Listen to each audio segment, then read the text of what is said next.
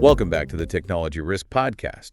We tend to think about technology risks in a certain way. Yeah. Right? Like that old server that's barely hanging on, making all those weird noises. Or maybe that little feeling in the back of your mind that not all your software licenses are exactly, totally legit. Definitely. And even just the everyday, oh, the network's so slow. What is going on? It's like it's running on dial-up still. Yeah, seriously. So we see these things as just headaches, right? Absolutely. Just problems to be solved. Yeah, things to put off until they absolutely cannot be ignored. Until they cause a major fire. Exactly. But here's a thought. What if we're looking at this all wrong? Okay, I like where this is going. What if instead of just putting out fires all the time, Yeah. we got ahead of these risks and actually turned them into like a strategic advantage? A way to actually help the business grow and come up with new ideas. Exactly. I like it. So instead of just avoiding problems, Right. we're using them to fuel growth and innovation. Okay, that's a really interesting shift. Right, and there's actually some evidence to back this up. McKinsey, for example, they found that companies that are really proactive about managing their technology risks, they can actually see revenue growth up to 20% higher. 20%, that's huge. That's a big difference. It is. So today we're going to break down how specifically small and medium-sized businesses can turn those scary technology risks into actual opportunities for growth. Turn those weaknesses into strength. Exactly. And we'll give you some really concrete steps to create your own risk management plan. A plan that's more than just reacting to problems. Right. It's about being proactive and strategic. Ah. Okay, so let's jump right in. One of the most common technology risks that pretty much everyone deals with is outdated systems. Yes, the bane of everyone's existence. We've all had to struggle with tech that feels like it should be in a museum. Right. So what are some of the problems that come with that? Well, I think the most obvious one is downtime. When those old systems crash and suddenly everything stops. Oh, yeah. Then there's security. Old systems are often more vulnerable to attacks. And then, of course, there's just the frustration and lost productivity. Yeah, employees trying to get work done on slow, unreliable systems. So much wasted time. It's a huge drain on resources. And it's not just about the immediate frustration either. No. It's a real cost to the business. But let's flip that around. Yeah. What's the benefit of actually dealing with those old systems? Well, when businesses bite the bullet and upgrade their technology, they often see a big improvement in their efficiency. How so? Newer systems are generally much faster and more reliable. Less downtime? Exactly, which means less wasted time and more productivity. Okay. Plus, modern hardware and software can actually save money in the long run. Interesting. They use less energy and require less maintenance. Oh, I see. And when your team has the tools they need to work effectively, their productivity goes up. Makes sense. Faster data processing, quicker decision making. It's like removing a bottleneck. Exactly. I actually have a great example of this. Oh, yeah. Tell me about it. It's a small accounting firm. They were really struggling with these ancient servers, constantly crashing, slowing down their work. Ooh. They couldn't meet client deadlines. It was a mess. They finally decided to invest in new infrastructure. Okay. And the results were amazing. Their staff's productivity went up by 30%. Yeah. They could serve more clients. Client satisfaction went way up. They even started getting new clients through referrals. So it wasn't just about speed. It was about freeing up the team to actually focus on the important things. Exactly. Building relationships, providing better service. All right. It's a really great example. Now let's talk about another tricky area. Unlicensed or non-compliant software. Oh, yeah. That's a big one. I think we all know the obvious risks. Legal penalties, those scary software audits, security weaknesses. All bad things. Definitely. But what's the less obvious benefit of getting your software situation straightened out? Well, one big benefit is actually financial. When you move to legitimate software, which is often subscription-based, your budgeting becomes much more predictable. I see. You know exactly what your software expenses are going to be each month. No surprises. Exactly. No nasty surprises. Plus, you build a better relationship with your software vendors. They're more likely to provide good support.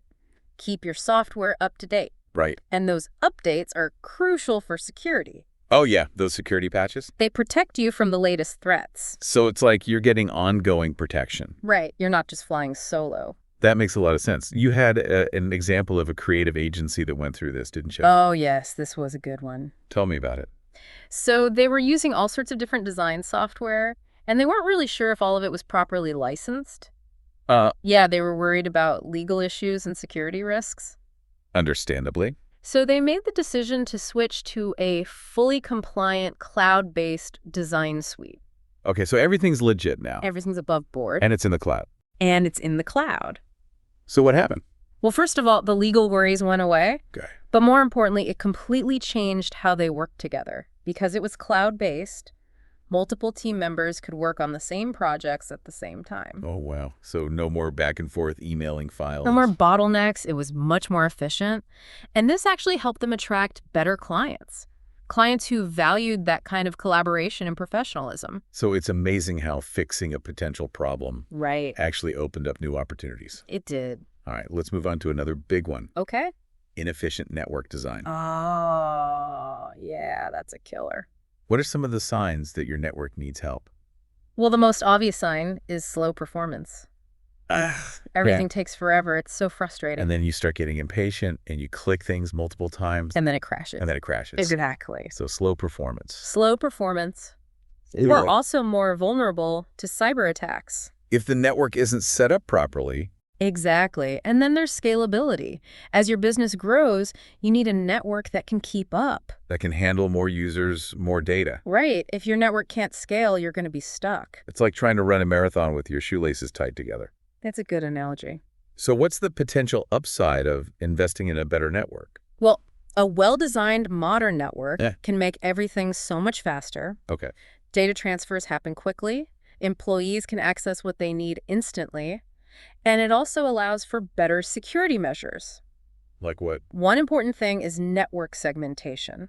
What's that? It's basically dividing your network into different sections. Okay. So if one section is compromised, the damage is contained. It doesn't spread to the whole network. Exactly. That's smart. So better security? Better security. Faster speeds. Faster speeds. What else? And of course, scalability. Right, we talked about that. A good network can grow with your business. It can support new technologies like cloud computing, which opens up a whole world of possibilities. It's like building a really strong foundation. Exactly. Then you can build whatever you want on top of it. I actually have a good example of this. Oh, perfect. I love examples. This is a regional retailer. They were having problems with long checkout lines. Customers were getting frustrated. I can imagine. It was all because of their slow network. Transactions were taking forever. Yeah, it was a bad customer experience. So they decided to completely redesign their network. Okay. And the results were immediate. Tell me. Checkout wait times went down by 40%. That's huge. Yeah. Customers were much happier. They probably saw an increase in sales, too. Most likely. And, of course, their network was much more secure. All right, so these are just a few examples of how seemingly negative technology issues can actually lead to positive changes. When addressed proactively. Exactly. It's about taking a strategic approach. So let's dive a little deeper into how addressing these risks can create some real advantages. Okay, let's break it down. We've already touched on some of these, but let's make the connections even clearer. So the first area is boosting operational efficiency. We talked about how getting rid of old technology can reduce downtime. Right. Less downtime equals more productivity. And you had that great example from the manufacturing company. Oh, yeah. They were constantly dealing with server failures and network problems, halting their production line. So frustrating. It was a nightmare for them. But once they modernized their technology, they saw a 25% reduction in downtime. And that translated to about $150,000 increase in annual revenue. Just from being more reliable. It's amazing how much money is lost due to downtime. It really adds up. It does. Yeah. Okay, so beyond just keeping things running smoothly, how does addressing these risks actually help with innovation? That's a great question. Because it might seem like those two things are totally separate, but they're not. They're not at all. So tell me more. Often when companies cling to old technology, they're actually holding themselves back from innovation. They're stuck in the past. Exactly. Yeah. But by embracing new technologies to address existing risks, they're creating a more agile and capable foundation. A foundation for innovation. Exactly. And you had that example of the logistics company. Oh, yeah, that's a good one. They upgraded their network. Right. And they probably started out just wanting to improve connectivity and security. Those were the initial goals. But what happened? Well, once they had a more robust network, they realized they could do something really cool. What was that? They could implement real-time tracking for their entire fleet. Oh, wow. So they could see where all their vehicles were at all times. Exactly. And this wasn't just about having a faster network. It changed their entire service offering. How so? They can now provide their customers with real-time visibility into the delivery process. That's a huge selling It point. is a game changer for them. They attracted new clients who valued that transparency So they were able to innovate and differentiate themselves from the competition. just by upgrading their network. It's amazing how one change can lead to so many possibilities. All right, another crucial aspect for any business is enhancing security and trust. Absolutely. So how does addressing technology risks contribute to that? Well, by tackling issues like unlicensed software, making sure your systems are protected by firewalls, you're not just avoiding legal problems, Right. you're actually building trust. With your customers and partners, Exactly. You're showing them that you take security seriously. that their data is safe with you. Yeah. And the healthcare provider you mentioned, Oh, yeah. they saw this firsthand. They did. They had some outdated systems. Some vulnerabilities.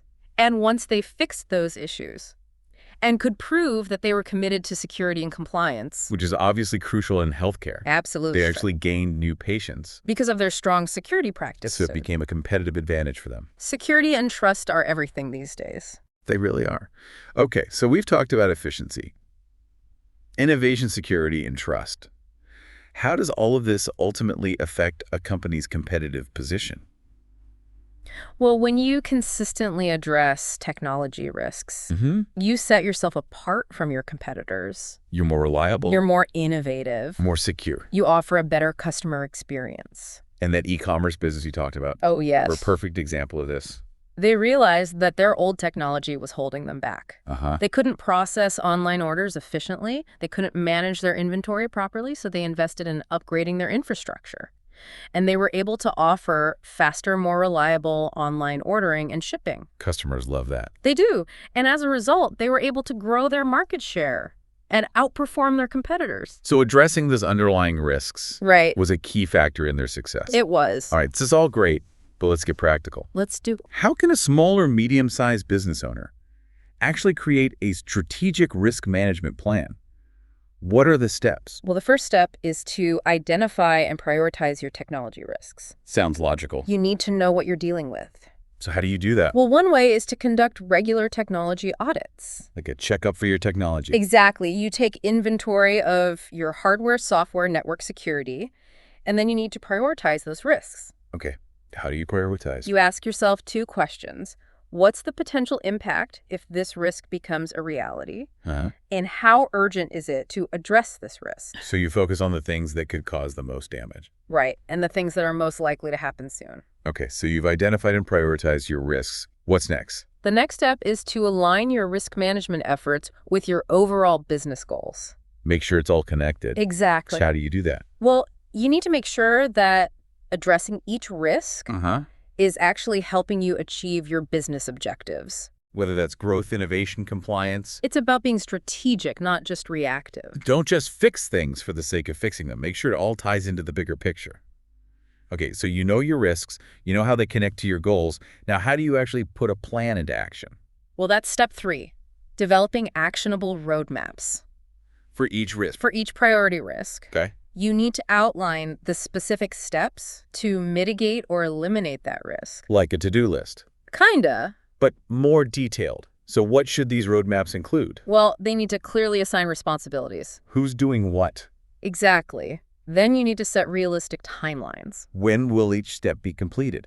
And finally, you need a budget. How much will it cost? So clear ownership deadlines and budget allocation. Exactly. That's how you make sure things actually get done. All right, what's step 4? Step 4 is to invest strategically. Okay, what does that mean? It means being smart about how you spend your money. Don't just throw money at the problem. Right. You want to get the most bang for your buck. Right. So what are some ways to invest strategically? Well, you might consider a phased implementation. Break it down into smaller chunks. That can be easier on your budget. You might also consider subscription-based models. For software or IT services. Exactly. That can give you more flexibility. And better long-term value. Okay, that makes sense. Now, we all know that technology changes fast. It does. So how do you make sure your risk management plan stays relevant? That's where step 5 comes in. Continuous monitoring and adaptation. So it's not a one-time thing. No, it's an ongoing process. So you need to regularly review your plan. Yes. See what's working, what's not. And update it as needed. Because new threats emerge. Technologies change. Your business evolves. You have to stay ahead of the curve. So regular check-ins and reassessments are key. Absolutely. All right, those are the 5 steps. But beyond just having a plan, what are some practical tips for maximizing the opportunities that come from addressing these risks? Well, one of the most important things is to foster a proactive mindset. Throughout the whole organization. Everyone needs to be on board. So how do you do that?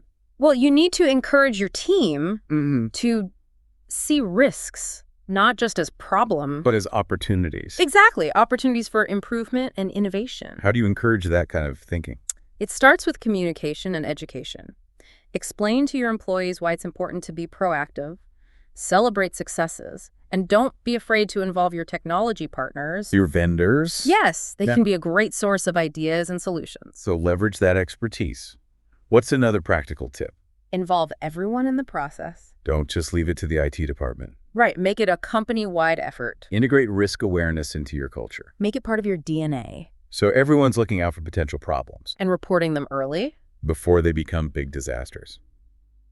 Okay, so we talked a lot about theory and practical steps. Let's bring it all together with some real-world examples. I like it. We've got a success story and a cautionary tale. 2 sides of the same coin. Let's start with the success story. Okay. Tell me about it. This is a local law firm. They had some pretty outdated systems and some issues with their software licensing. They weren't fully compliant. Not quite. They realized this was a risk, both for security and legal reasons, so they decided to adopt cloud-based solutions. For their practice management software. Exactly. This made them fully compliant with licensing requirements. Good. And it also improved their communication with clients. How so? They could now communicate securely and efficiently through client portals. Oh, that's nice. So what was the outcome? Well, they saw a 20% increase in new clients. Wow. Which they directly attributed to their improved efficiency and security. So a clear business benefit from addressing those risks. It's a great example of how it pays to be proactive. All right, now for the cautionary tale. This one's a little bit scary. Okay, I'm ready. This is a small financial advisory firm. They were using some unauthorized software, and they didn't think it was a big deal. But it was a big deal. What happened? Well, they got audited. By the software vendor. And they got hit with some big fines. And their reputation took a hit. They even lost some clients. Who were worried about their data security. It was a nightmare for them. And it all could have been avoided if they had just addressed the issue proactively. So the lesson here is that ignoring these risks can actually be much more expensive in the long run. Much more expensive. All right, we're almost at the end here, but I have one more question. How can businesses future-proof their risk management approach? That's a great question. Because technology is always changing. It never stops. So your risk management strategy needs to be adaptable. Able to change with the times. Exactly. So what are some ways to make it more adaptable? Well, one important thing is to embrace flexibility. Don't be afraid to change your plan. Don't let it become outdated. What else? Invest in continuous learning For your team. Keep them up to date on the latest threats and technologies. So they can identify and address risks effectively. And finally, build strong partnerships. With vendors and industry experts. They can provide valuable insights. And help you stay ahead of the curve. All right, so be adaptable, keep learning, and build strong partnerships. Those are the keys to future-proofing. Well, that brings us to the end of our discussion today. We've covered a lot of ground. We have. But the main takeaway is that addressing technology risks isn't just about avoiding problems. It's about creating opportunities. For growth, innovation, and competitive advantage. And while it might seem daunting, even small steps can make a big difference. Small steps today can lead to big rewards tomorrow. So take a look at your technology, identify your risks, and start thinking strategically about how to address them. Turn those risks into strengths. Every challenge is an opportunity in disguise. That's a great way to put it. Well, thank you for joining us for this insightful discussion on the Technology Risk Podcast. It's been a pleasure. If you enjoyed the show, please subscribe to our podcast on Spotify or Apple Music. We'd love to have you back. We'll be back next time with more insights and advice. Until then, stay secure and keep innovating.